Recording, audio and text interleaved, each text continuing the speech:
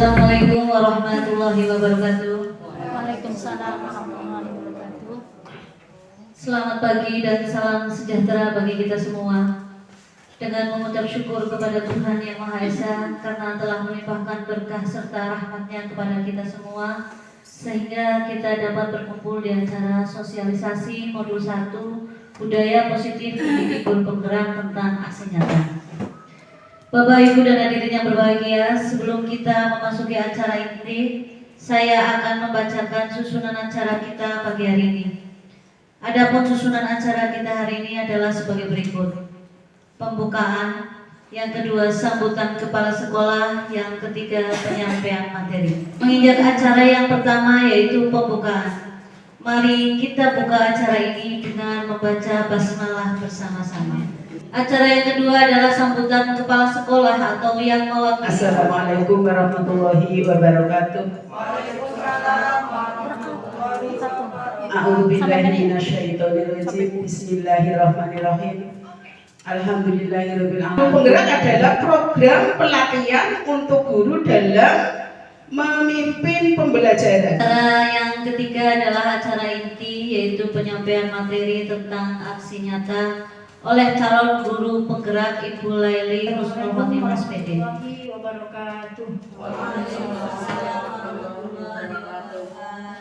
Kepada yang terhormat Ibu Sri Herwanci SPD SD selaku Kepala SD Negeri Serengseng 1, dan yang saya banggakan Bapak Ibu Guru SD Negeri Serengseng 1. Pertama-tama marilah kita bersama-sama memanjatkan puja dan puji syukur kehadirat Allah Subhanahu wa taala yang telah memberikan kita kesehatan, memberikan kita kenikmatan sehingga kita dapat bertemu dalam acara sosialisasi modul 1 Budaya Positif calon guru penggerak angkatan 4 Kabupaten Tegal oleh saya sendiri Laili Husnul Khotimah SPD di SD Negeri Serengseng 1. Salawat serta salam semoga tetap tercurah limpahkan kepada junjungan kita Nabi besar Muhammad Shallallahu Alaihi Wasallam. Semoga kelak di yaumil kiamah kita semua mendapatkan syafaatnya. Amin ya robbal alamin. Sebelum saya menyampaikan materi ini, saya mengucapkan banyak-banyak terima kasih kepada Ibu Kepala Sekolah yang telah memberikan saya kesempatan, memberikan izin untuk menyampaikan materi ini. Kedua kalinya saya ucapkan terima kasih kepada Bapak Ibu Guru yang berkenan hadir dalam acara sosialisasi hari ini. Saya akan menyampaikan materi filosofi pendidikan menurut Ki Hajar Dewantara. Bapak Ibu Guru tentunya di sini sudah mengenal siapa sosok Ki Hajar Dewantara. Untuk mengingatkan kembali siapakah sosok Ki Hajar Dewantara, marilah kita bersama-sama menyimak video tayangan tentang sosok Ki Hajar Dewantara. Ki Hajar Dewantara terlahir dengan nama Raden Mas Suwardi Suryaningrat pada tanggal 2 Mei 1889. Ia dibesarkan dalam lingkungan keraton Pakualam di Jawa Tengah. Ia pun sering keluar masuk penjara. Tanggal 3 Juli 1922, Ki Hajar mendirikan lembaga pendidikan taman siswa di Yogyakarta. Sejak saat itu, Suwardi Suryaningrat memakai nama Ki Hajar Dewantara. Anak-anak dari semua kalangan, baik ningrat maupun rakyat biasa, bisa bersekolah di taman siswa. Perguruan ini memiliki semboyan Ing Narso Sengkulodo, Ing Madyo Manungkaso, Tuturi Handayani. Artinya, di depan memberi contoh, Ibu, di tengah kita membangun. sudah melihat tayangan tentang sosok Ki Hajar Dewantara. Sosok Ki Hajar Dewantara biasa kita sebut sebagai Bapak Pendidikan Nasional Indonesia. Apa saja intisari dari filsafat Ki Hajar Dewantara? Yaitu yang pertama, tujuan pendidikan adalah menuntun segala kodrat yang ada pada anak-anak agar mereka dapat mencapai keselamatan dan kebahagiaan yang setinggi-tingginya, baik sebagai manusia maupun sebagai anggota masyarakat. Nah, di sini tujuan pendidikan itu menuntun, Bapak Ibu, bukan menuntut. menuntun segala kodrat. Kodratnya anak adalah bermain. Kita tidak bisa memaksakan anak, kamu harus bisa membaca dalam waktu 1 hari, misalkan seperti itu. Itu berarti kita menuntut Bapak Ibu. Karena apa?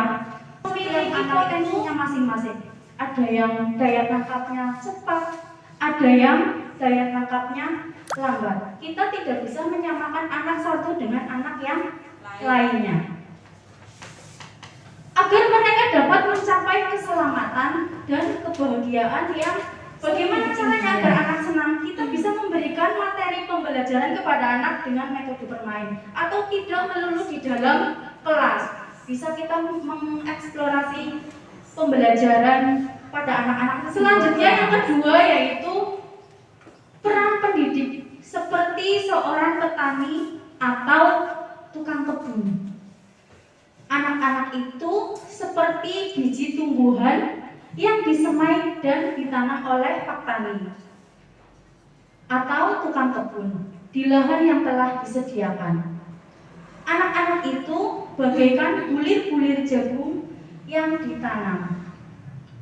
Nah, bagaimana caranya Pak Tani agar dapat menghasilkan padi yang berkualitas?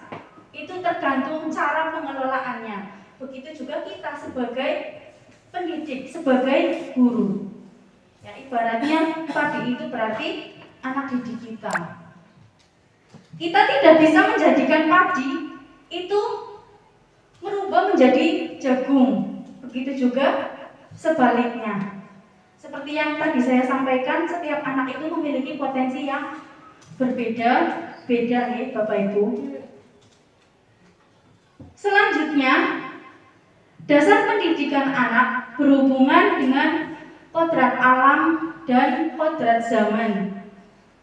Kodrat alam, contohnya daerah satu dengan daerah lain pasti memiliki kebudayaan, kebiasaan yang berbeda-beda ya. Dan kodrat zaman. Zaman dahulu dengan zaman sekarang tentunya mengalami perubahan ya Bapak Ibu. Zaman dahulu kita mengajar, yang penting Bapak Ibu guru ini ditulis, baca, ini Bapak Budi misalkan seperti itu. Sudah selesai, pulang. Ya.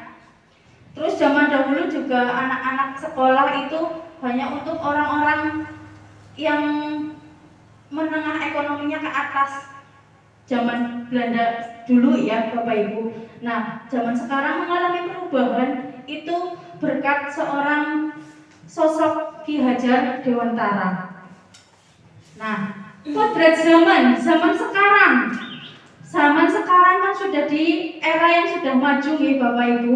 Kita bisa memberikan pembelajaran dengan metode-metode yang lebih baik dari yang sebelumnya. Misalnya zaman dulu tidak ada yang namanya layar seperti ini. Kita bisa menggunakan layar proyektor untuk media pembelajaran. Kita juga bisa memberikan video-video yang menarik. Nah, itu contoh dari kodrat zaman.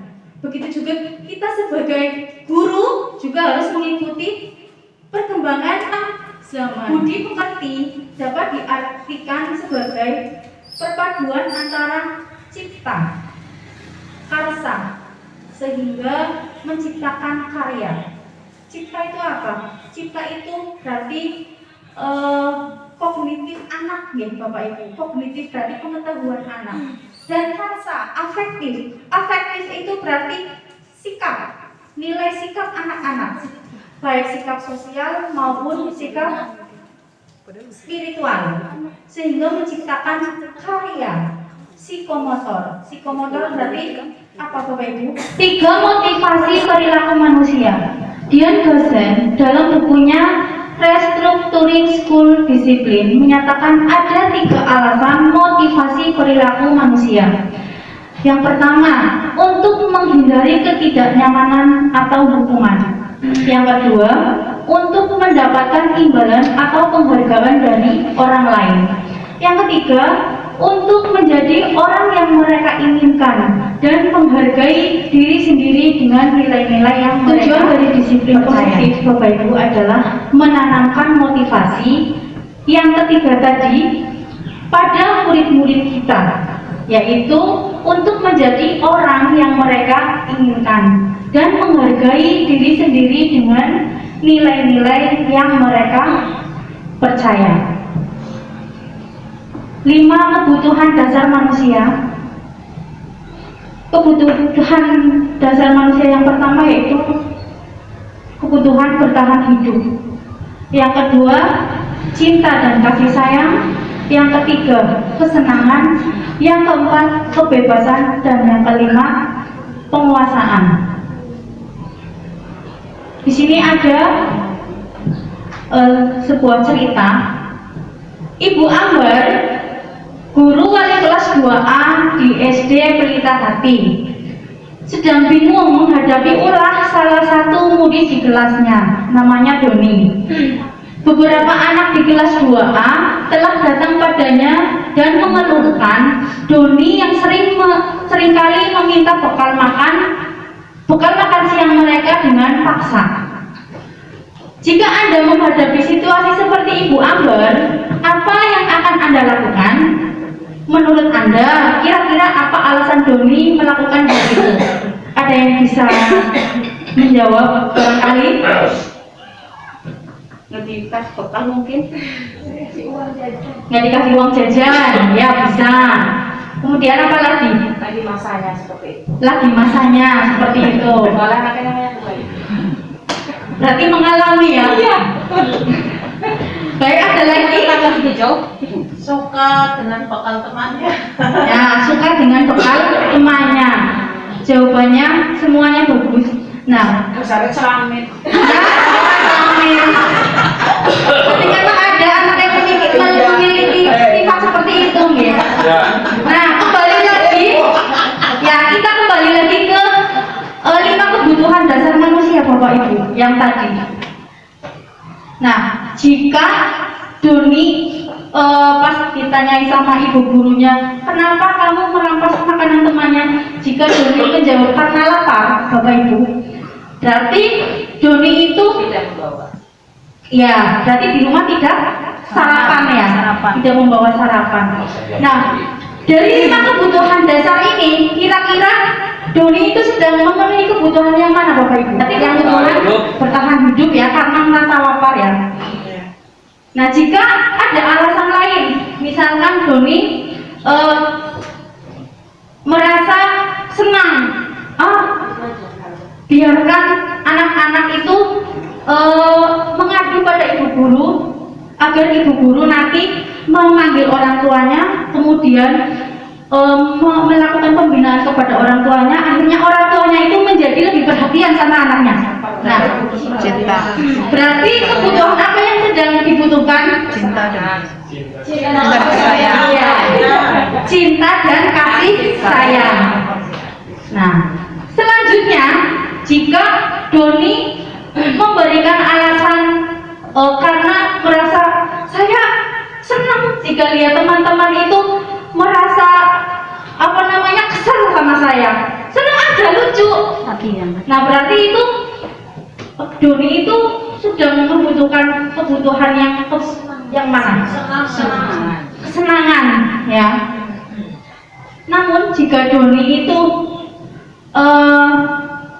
memberikan alasan bahwasanya saya bosan, setiap hari saya diberikan makanan yang itu melulu sama orang tua. Akhirnya saya mengambil makanan teman yang menunya itu lebih menu lain. Nah, itu berarti alasan kebutuhannya yang mana, Bapak Ibu? Ya, bebasan ya, karena merasa banyak itu perlu pengen merasakan yang lain ya. Nah, jika alasannya paling besar. Iya, saya merasa paling hebat. Saya bisa membuat anak-anak itu menangis, saya bisa berebut makanan itu kepada dari teman-teman lainnya, kemudian teman-teman tersebut pada takut. Nah, itu kebutuhannya apa? Penguasaan. Kebutuhan penguasaan. Nah, dari cerita tadi kita dapat mengambil kesimpulan nih, Bapak Ibu. setiap perbuatan yang dilakukan oleh anak-anak itu pasti ada alasannya, pasti ada kebutuhan yang sedang mereka inginkan. Nah, ini adalah 5 dasar manusia Tuhan. Selanjutnya 5 posisi kontrol. Posisi kontrol itu berarti penghubung, kalimat penghubung ya. Itu ada 5. Yang pertama itu sebagai penghubung, yang kedua sebagai pembuat orang merasa bersalah, yang ketiga sebagai teman, yang keempat sebagai pemantau atau monitor, dan yang kelima sebagai manajer. Ada contohnya ya Bapak Ibu. Perilaku kontrol sebagai penghubung. Contohnya, guru itu berbuat menghardik, menunjuk-nunjuk, menyakiti ataupun menyindir. Contohnya kalimatnya, kalau kamu tidak melakukannya, saya akan memberikan kamu, misalnya, kamu harus menulis masalah apa, misalkan, kamu harus menulis 1 buku dalam 1 jam. Ya, itu berarti guru itu memiliki posisi kontrol yang sebagai penghukum Bapak Ibu. Akibatnya apa? Akibatnya anak itu akan menjadi pemberontak, pendendam, atau bisa menyalahkan orang lain. Yang kedua, sebagai pembuat orang merasa bersalah. Contohnya, guru itu berceramah, menunjukkan kekecewaan yang mendalam. Misalnya, guru berkata, kamu sudah mengecewakan ibu guru, jangan seperti itu, ya. Nah, itu nanti akibatnya apa? Anak tersebut akan menyembunyikan, menyangkal, atau bisa berbohong. Selanjutnya sebagai teman. Posisi kontrol yang ketiga itu sebagai teman. Di sini guru berbuat atau membuatkan alasan-alasan untuk muridnya. Jadi ngobrol seperti temannya. Guru berkata, lakukan untuk bapak ibu ya, untuk ibu guru ya, demi ibu guru ya, misalnya seperti itu. Ya sudah, nanti bapak ibu, nanti ibu guru bantu bereskan. Nah itu kan seperti teman ya. Hasilnya, akibatnya itu anak tersebut akan bergantung pada gurunya. Yang keempat yaitu posisi kontrol sebagai pemantau, yaitu guru berbuat menghitung dan mengukur. Contohnya kalimatnya yang dikatakan ibu atau bapak guru, apa peraturannya, apa konsekuensinya, sanksinya jika kamu melakukan kesalahan, apa yang terjadi sekarang. Nah, itu memantau, kita menanyakan. Anak tersebut hasilnya menyesuaikan bila diawasi. Dan yang terakhir itu posisi kontrol sebagai manajer. Guru berbuat mengajukan pertanyaan-pertanyaan. Contohnya guru berkata, apa yang kita yakini? Apa kamu meyakini hal tersebut? Kalau kamu meyakininya, kamu akan memperbaikinya. Jadi kira-kira hal tersebut akan menggambarkan apa tentang dirimu. Misalkan anak tersebut melakukan kesalahan nih Bapak Ibu. Nah hasilnya itu akan menguatkan watak atau karakter. Nah dari 5 posisi kontrol ini terapkan dalam yang sebagai teman, sebagai pemantau, dan sebagai manajer. Itu perilaku kontrol yang positif. Kalau yang pertama dan kedua, penghukum dan membuat orang merasa bersalah, itu termasuk perilaku kontrol yang negatif. Keyakinan kelas. Bapak Ibu guru, di kelasnya kita masing-masing, kira-kira di dinding itu ditempelkan ada gambar apa saja ya? Banyak. Apa saja? Motivasi. Ada motivasi? Apalagi? Tata tertib. Presiden. Visi misi. Nah, tadi ada ya Bapak Ibu. Nah, tata tertib itu kan bersifat umum gitu. Iya, mengikat, memaksa. Tata tertib harus misalkan datang pukul 7.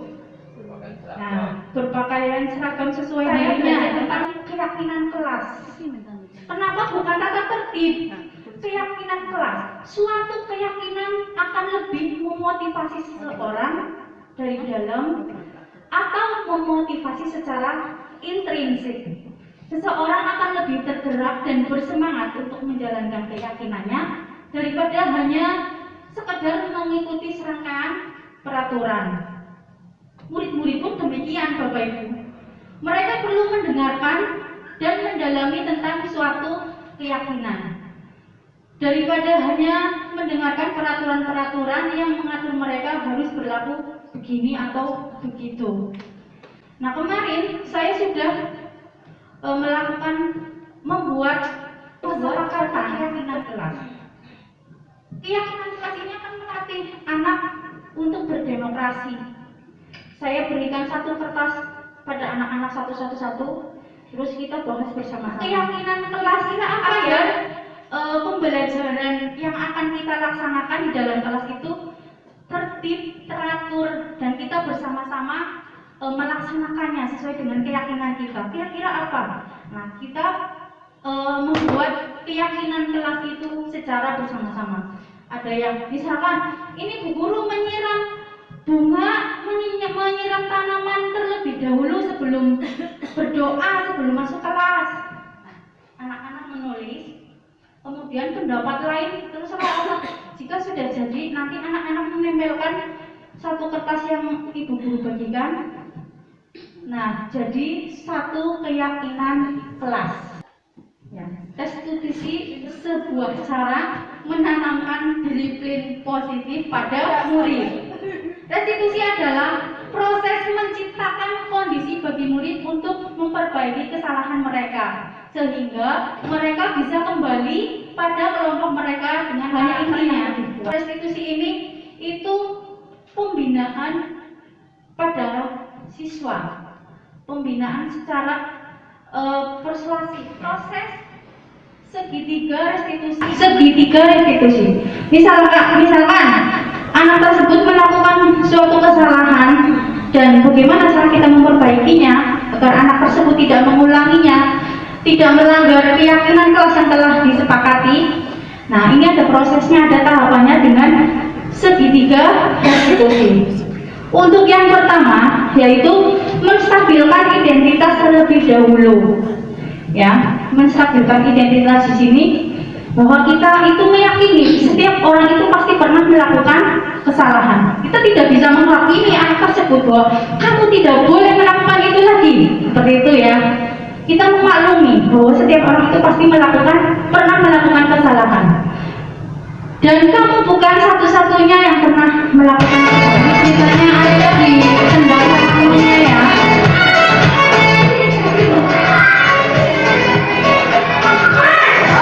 Nah, terus ini ada anak yang lain.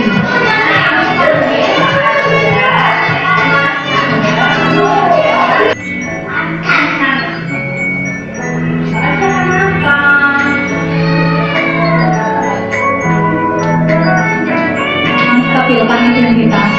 Bercanda, anak tersebut merasa bercanda senang melihat temannya. Berarti ini kebutuhan apa yang dibutuhkan Bapak Ibu? Akan kesenangan ya.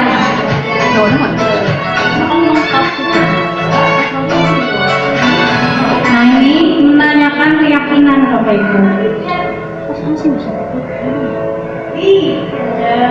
Tahapan restitusi, kita melaksanakan restitusi kepada anak didik kita, yaitu melalui 3 tahapan. Yang pertama menstabilkan identitas, yang kedua validasi tindakan, dan yang ketiga menanyakan keyakinan.